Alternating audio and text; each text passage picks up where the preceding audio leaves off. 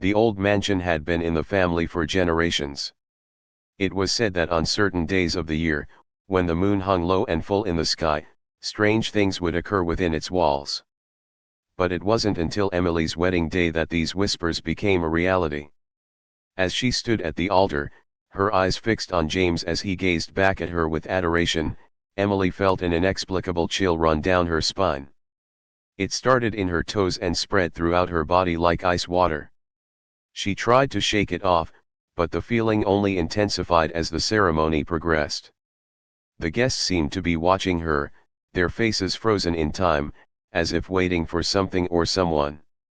It was then that Emily noticed James' eyes flicker towards a figure standing at the back of the church. At first, she thought it was just a stray guest, but as she followed his gaze, she saw that it was an old woman with sunken eyes and skin like parchment. The woman's presence seemed to draw the air out of the room, leaving only an oppressive silence in its wake. As Emily turned back to James, her heart racing with fear, he whispered a single word, "Run." It was too late. The doors slammed shut behind them, trapping the newlyweds inside as the old woman began to whisper secrets that would haunt their marriage for years to come. And when they finally emerged from the mansion's depths, Emily and James were forever changed, their love now tainted by a darkness that lurked just beyond the edge of perception. The wedding had almost didn't happen, but in doing so, it became something far more sinister than anyone could have imagined. The old mansion had been in the family for generations. It was said that on certain days of the year, particularly around weddings and anniversaries, strange occurrences would take place within its walls. Emily's wedding day finally arrived after months of preparation. As she stood at the altar, her eyes met those of her groom, James. But as they exchanged their vows, a chill ran down Emily's spine. She felt an unseen presence lurking just beyond the edge of perception. As the reception got underway, guests began to notice that things were not quite right. Candles flickered and went out on their own, and strange noises echoed through the halls at night. At first, they dismissed it as mere coincidence or the work of a mischievous prankster.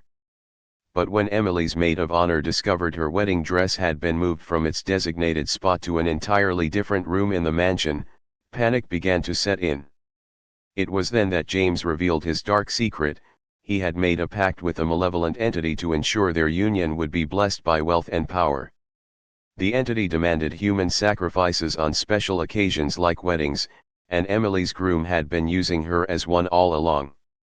As the guests watched in horror, Emily realized she was trapped in a living nightmare from which there might not be an escape. The old mansion had been in the family for generations. It was said that on certain days of the year, particularly around weddings and anniversaries, strange occurrences would take place within its walls.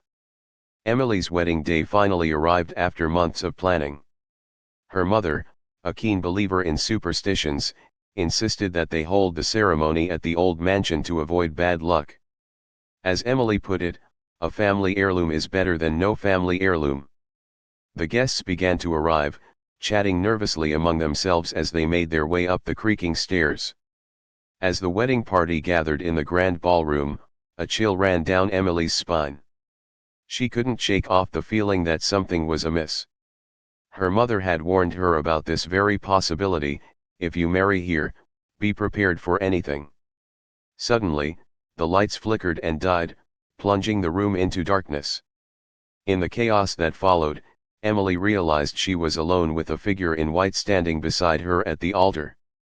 The bridegroom's eyes were black as coal, his skin deathly pale. As he spoke in a voice devoid of emotion, "You shouldn't have come here."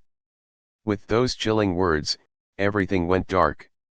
When the lights flickered back on, Emily was gone, and only one thing remained: her wedding dress, torn to shreds at the altar.